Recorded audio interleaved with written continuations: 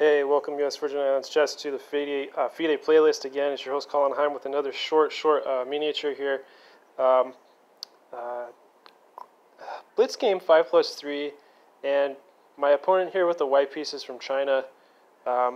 Again, I feel like all I have for you guys is just Sicilian defenses.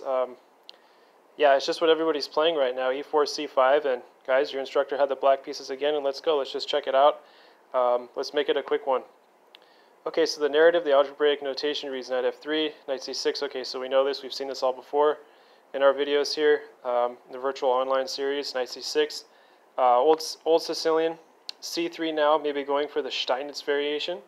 My opponent, okay, so b6 now, decent continuation, d4 now, fighting for the center, c takes d4. And the most played move in this position, guys, is just knight captures. And then after d6, this has all been, well, sorry, not d6, but maybe something maybe like e6, bishop knight f6. We've seen this all before, but no, instead, my opponent just captures with the c-pawn. Not really recommended, but played anyway. Okay, so bishop e7, knight c3, and e6. Okay. Now, bishop e2 is not the best move in the position. Perhaps just bishop e5 now, maybe attacking the knight. And then after that, maybe something like d5. There's so many options there for white. But instead we see bishop e2, a little passive. Bishop e4 now, pinning the knight to the king, kingside castle, short side castle now, just avoiding the pin. And knight from c to e7. The engine actually likes this move. It's kind of creative. It's different. I wanted to opt for something a little more challenging. Bishop to d3 now, kind of losing a tempo here, but d5 now fighting for the center for black, best move. And after e captures, knight captures, and then we have an exchange of minor pieces in the center of the board on d5. And bishop to b5 now attacking the white king. Now king has to move. There's no real defense here. Find the best square to put the king, guys, after I give everyone a couple of seconds.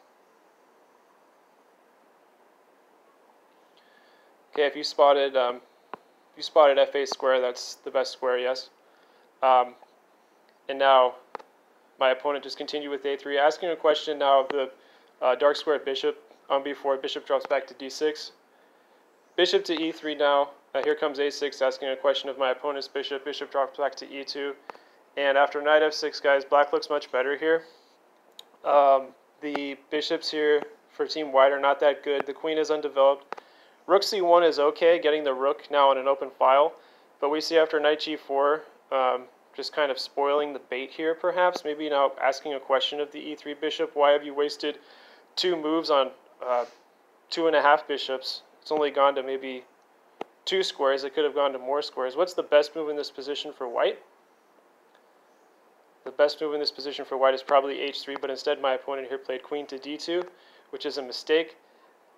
After queen to b8 now, which was played in the game, h2 pawn is under attack by 3 pieces now. So now we have the knight, the bishop, and the queen all attacking h2.